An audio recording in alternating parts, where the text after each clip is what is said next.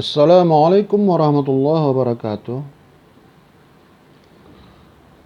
Saya ingin berbagi perhatian dengan saudara kaum muslimin dan muslimat. Semoga apa yang saya sampaikan ini bisa menjadi renungan kita bersama. Negara ini adalah negara besar dengan jumlah penduduk hampir 270 juta jiwa dan mayoritas beragama Islam. Tapi sampai hari ini kita melihat mulai dari Sabang sampai ke Merauke, di pedesaan dan di perkotaan, tingkat ekonomi, kemajuan ekonomi umat Islam terutama di bidang manufaktur itu sangat jauh tertinggal. Di pertanian, peternakan, perikanan juga kurang mengalami kemajuan yang sangat pesat. Kenapa hal ini sampai terjadi? Mendidik umat Islam ini tidak pernah sama caranya dengan umat yang beragama lain. Jika disamakan metode pendidikannya, maka kecerdasan umat Islam itu tertutup.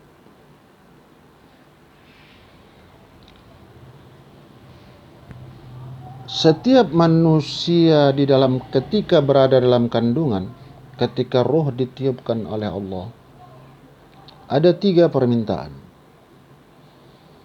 Pertama yang diminta adalah mengenai umur. Yang kedua, jodoh.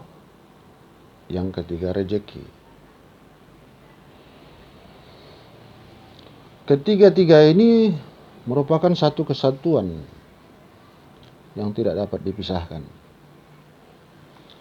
Kita membahas mengenai jodoh usaha. Jodoh yang diminta itu ada beberapa macam. Pertama ada jodoh pernikahan. Kedua ada jodoh usaha. Ada jodoh pekerjaan. Ada jodoh tempat tinggal.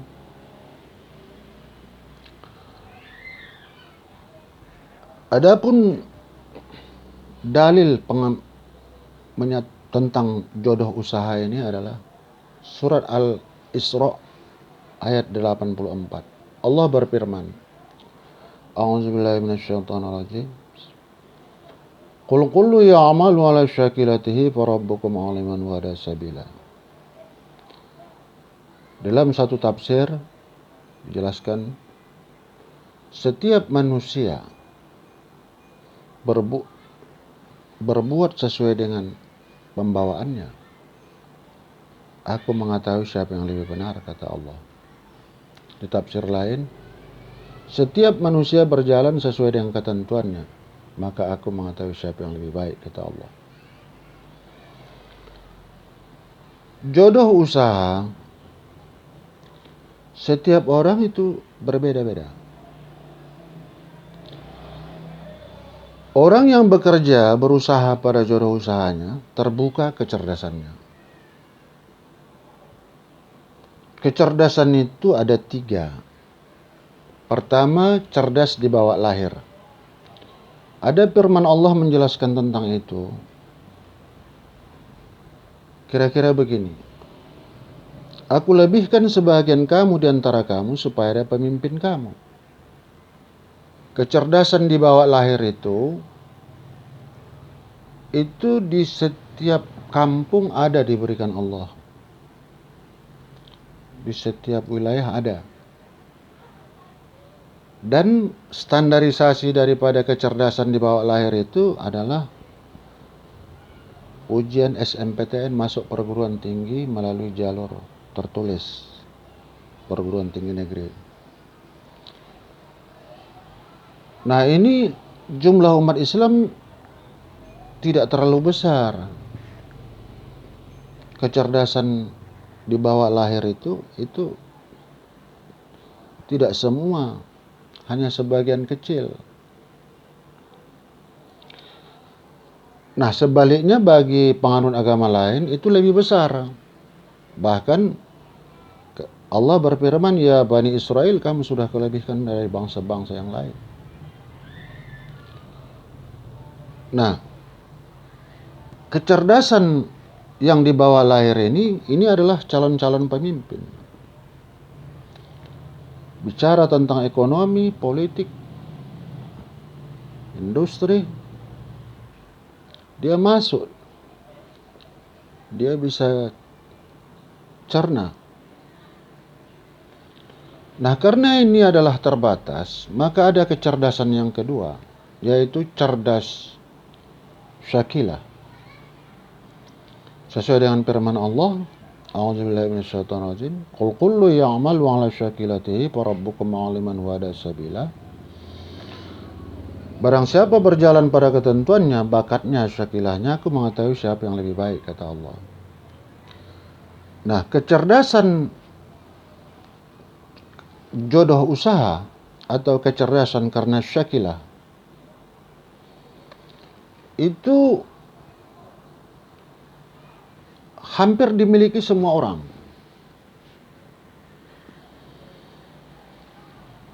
Kita bisa melihat ya, kira-kira dulu kalau di sekolah dia tidak menonjol. Jadi kalau dia cerdas karena dibawa lahirnya, itu biasanya ya ranking 1, ranking 2. Nah, kecerdasan karena jodoh, biasanya di sekolah dia tak menonjol. Tapi setelah dia tamat, dia sukses. Ada sesuatu jenis pekerjaan atau usaha yang dia tekuni, dia sukses. Jadi kalau di pedesaan itu, dia mungkin punya kebun sawit atau punya tanah pertanian yang berpuluh-puluh hektar. Atau punya usaha peternakan yang lebih maju. Nah, yang ketiga adalah kecerdasan karena ilham. Kecerdasan karena ilham ini Allah tunjukkan pada sahabat Rasulullah, yaitu Ali bin Abi Thalib radhiyallahu anhu. Rasulullah bersabda, jika aku gudang ilmu Ali, maka engkaulah anak kunci gudangnya. Ali itu ketika dites oleh para sahabat tentang definisi ilmu, dia definisikan begitu indahnya, itu luar biasa. Dan orang-orang ahli matematik dari Yahudi, orang-orang dari Israel pernah menguji beliau.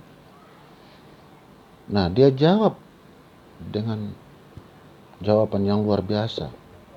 Dan Yahudi mengakuinya. Nah, ini ada ilham dari Allah. Yang kita bahas pada bagian pertama ini adalah cerdas karena syakilah. Orang yang bekerja pada jodoh usahanya, terbuka kecerdasannya, bertambah semangat tempurnya, dan dimudahkan Allah urusannya. Kecerdasan ini, untuk mendapatkan kecerdasan ini ada metode sistem. Nah, dan ini rumit.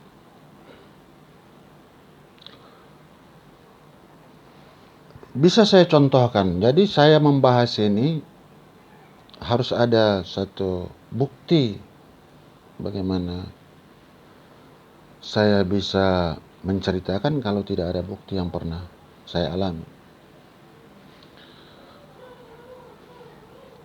Supaya lebih bisa dicerna, supaya lebih dapat dipahami, saya kira-kira memberikan contoh. Anak saya ada 4, meninggal 1. Anak pertama itu laki-laki, kedua dan ketiga perempuan. Anak pertama ini ketika sekolah SD, saya poles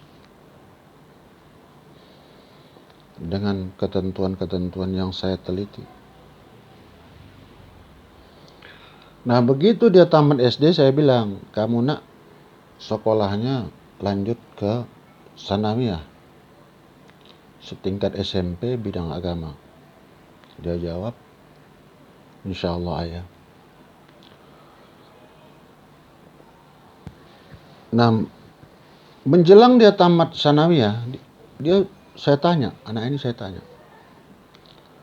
apakah jodoh usaha yang engkau minta dalam rahim ibumu ketika rohmu ditiupkan, apakah Allah sudah tunjukkan? Dijawab anak ini, alhamdulillah ya, hampir. Kalau hampir, nah itu lanjut ke alia, insyaallah ya. Nah, ketika dia tamat alia, menjelang tamat alia, saya tanya, sudah kau lihatkah jodoh usaha yang engkau minta dalam rahim ibumu? 18 tahun ayah menunggu itu, nak. Jawaban itu. Dijawab anak saya, alhamdulillah ya, sudah. Di mana, nak? Dijawab anak itu, di pertambangan, ayah. Saya bilang sama anak saya, ayah tidak bangga engkau kuliah di Amerika. Ayah tidak bangga. Yang ayah banggakan kepada anak-anakku adalah ketika dia bisa menjawab apa jodoh usahanya. Orang yang bekerja pada jodoh usahanya terbuka kecerdasannya, bertambah semangat tempurnya dan dimudahkan Allah urusannya. Nah, ambillah jurusan ke arah itu, seluruh kebutuhanmu, seluruh kebutuhan sekolahmu, Allah sudah siapkan itu. Kita tonton bagaimana cara Allah memberi jalan keluar dari setiap kesulitan yang akan kau jalani. Nah, dia bilang, saya tes, kebetulan saya waktu itu tinggal di Pekanbaru. Dia ambil di tes di Universitas Riau. Kebetulan dia lulus, dia ambil jurusan teknik kimia. Nah, menjelang wisuda, kebetulan yang tepat waktu hanya ada 3 orang, anak saya 1, dan 1 bulan kemudian dia lulus di perusahaan gas di Batam, perusahaan asing. 7 bulan kemudian dia lulus di Aramco Saudi Arabia. Dia lulus tes yang begitu beratnya, yang dia lawan itu, yang peserta tes itu ada yang tamat dari luar negeri, yang berpengalaman 10 tahun. Nah, kebetulan dia tidak tahu kalau tenaga kerja asing yang bekerja di Aramco itu, di Saudi Arabia itu, harus punya pengalaman minimal 5 tahun. Tapi dia lulus. Nah, setelah pengumuman lulus, kemudian datang email lagi dari Aramco, ternyata pengalaman Anda tidak ada 5 tahun. Cukupkan pengalamanmu baru engkau datang ke sini. Nah, kemudian dia bekerja, pindah lagi dia bekerja ke perusahaan asing, perusahaan Jepang. Nah, sampai hari ini dia bekerja di sektor migas. Intinya begini, jika anak ini sudah ada pembekalan, akan ada arah yang dia temukan, bisa diberi pemahaman bahwa ada jodoh usahanya yang akan dia tekuni dan itulah sebagai tangga kejayaannya. Jika jodoh usaha yang diminta dalam rahim ibunya ketika roh ditiupkan adalah usaha plastik, maka yang lain dikerjakannya itu hanya mendapat izin dari Allah. Kecerdasannya tidak terbuka. Nah, tapi kalau jodoh usaha yang dia minta itu memang ditekuninya, ibaratnya bisa dicontohkan antara mur dengan baut. Tamat SD dia sudah masuk, dia putar. Nah, ini anak ini akan berbeda dengan yang lain.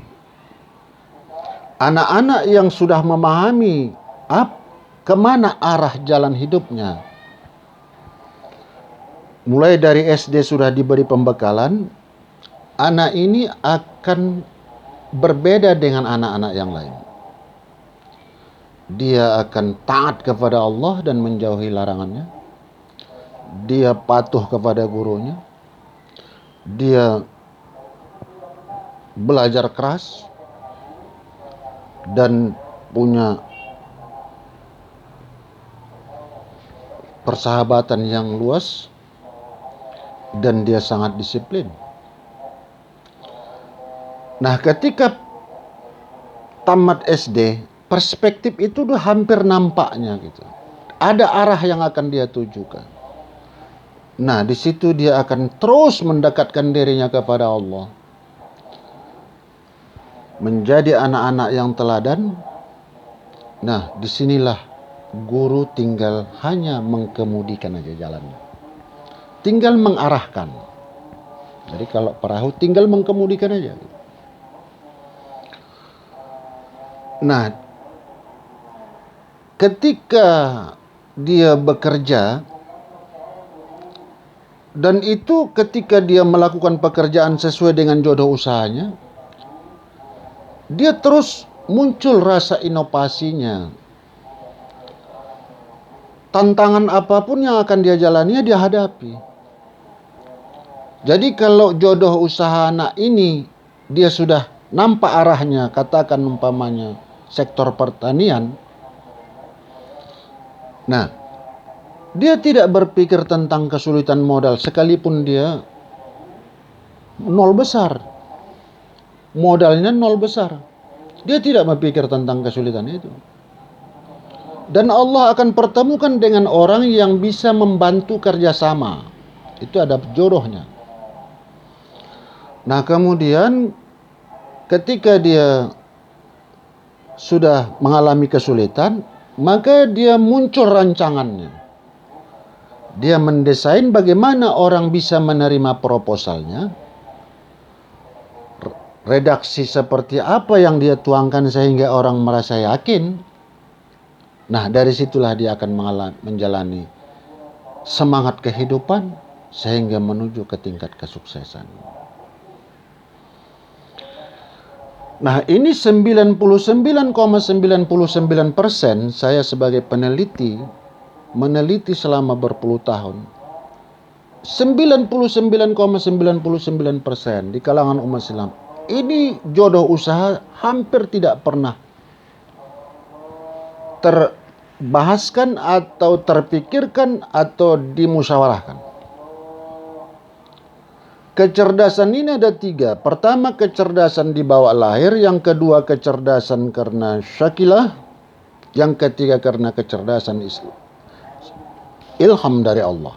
Ini tidak pernah terdefinisi dengan jelas, tidak tersusun rapi, dan tidak dipahami. Akhirnya, apa yang kita lihat saat ini? Anak ini mulai dari SD. Maaf ya, ini hampir kebanyakan susah guru mendidiknya. Banyak pemikiran anak-anak ini yang kesia-sia gitu. Jadi anak-anak yang sudah mendapat petunjuk tentang masa depan yang akan dia jalani, kalau orang tuanya memang jeli atau bisa menyampaikan itu, dia sudah berpikir akhirnya berteman dia dengan kawan-kawannya, hal-hal yang sepele yang bisa merusak pemikirannya, dia tidak mau lagi. Dia tak mau itu. Nah, dia hanya mengoptimalkan jalan pendidikan pelajaran apa yang dia hadapi. Nah, anak-anak sekarang mulai dari SD, SMP, SMA ini tak dapat arah. Bahkan tamat perguruan tinggi menganggur. Kalau menganggur, sekolah sampai 17 tahun sampai tamat sarjana, menganggur berarti bukan sekolah. Bahkan setelah dia bekerja, jurusan yang dia tekuni dengan kenyataan pekerjaan yang dia alami bahkan bertolak belakang. Contoh, dia sekolah di teknik kimia, tapi bekerja di perhotelan. Nah, ini bahaya. Ini bahaya. Ini kacau umat ini kalau sempat seperti ini. Udah itu udah kacau balau gitu. Nah, anak-anak, jadi saya ulang, mendidik umat Islam beda dengan mendidik orang yang di luar Islam. Kenapa? Allah berfirman kepada orang non-Islam dalam Al-Quran. Kepada umat Islam, tapi dengan maksud kepada penganut agama lain. Aku lebihkan sebagian di antara mereka, karena hanya itulah untuknya. Nah, kalau adu otak umat Islam dengan orang yang di luar Islam, itu hampir kalah. Ada yang unggul, tapi 1 dari 100, 1 dari 1000 orang. Ada yang unggul, bisa mengatasinya. Artinya bisa berdebat atau bisa adu kemampuan kejeniusan. Tapi 1 dari 1000 orang. Seperti di Indonesia katakanlah almarhum B.J. Habibie. Dia ahli pesawat. Tapi dari 270 juta orang, persentasenya sudah terlalu rendah. Nah, mendidik umat Islam tidak sama caranya dengan penganut agama lain. Kenapa? Karena penganut agama lain Allah berikan kelebihan tingkat kecerdasan yang dibawa lahir kepada mereka. Atau jodoh usaha yang dia minta Allah tunjukkan kepada mereka. Makanya jangan kuna heran, banyak industri di negara Singapura itu negara industri. Pemikirannya di sana, bahkan ada satu laporan mengatakan bahwa Singapura itu adalah manusia-manusia yang cerdas. Umat Islam, kecerdasan yang dibawa lahirnya persentasenya rendah, dan kecerdasan syakilahnya kebanyakan tertutup. Nah, di mana bedanya gitu? Bedanya umat Islam ini tidak bisa adu otak. Umat Islam ini dia kenal hatinya, dia bersihkan hatinya, maka hatinya bercahaya, maka cahaya itu memancar ke otaknya, menghasilkan kecerdasan yang luar biasa. Itulah sebabnya maka bapak matematika di kolong jagat Allah ini adalah ulama besar Islam, Al-Khawariji, atau dengan nama kata lain Al-Jabar Al-Isibili. Bagaimana dia mengurai dari perhitungan pecahan itu luar biasa. Bahkan ada satu berita saya baca, orang mengideolkan Mark Zuckerberg, pemilik Facebook. Mark Zuckerberg bilang yang saya ideolokan itu adalah Al-Jabar. Tanpa dia Facebook tidak ada. Nah, disinilah kita memahaminya tenggelam, tidak memahami gitu, tenggelam, larut dia. Makanya kita lihat kemiskinan berserakan di kota-kota. Nah, sementara di perkampungan juga pertaniannya tidak optimal. Saya masuk kampung, keluar kampung, saya sangat sedih melihat dia tanam tanaman itu tidak optimal. Kenapa? Karena itu kemungkinan itu tidak jodoh usahanya. Nah, jadi bagian pertama ini saya memperkenalkan dulu apa sebenarnya kendala permasalahan di negara ini. Nah, saya berangkat dari sininya, dari jodoh usaha manusia bagi kalangan umat Islam yang tertutup. Ahli-ahli Islam tidak membuka itu. Akhirnya banyak anak-anak kuliah umat Islam tamat kuliah terjadi pengangguran. Nah, Inilah yang mungkin yang jadi permasalahan. Kemudian banyak lagi hal-hal yang terkait dengan itu yang akan saya bicarakan di bagian lain. Demikianlah dulu yang saya sampaikan. Wabillahi taufiq wal hidayah. Wassalamualaikum warahmatullahi wabarakatuh.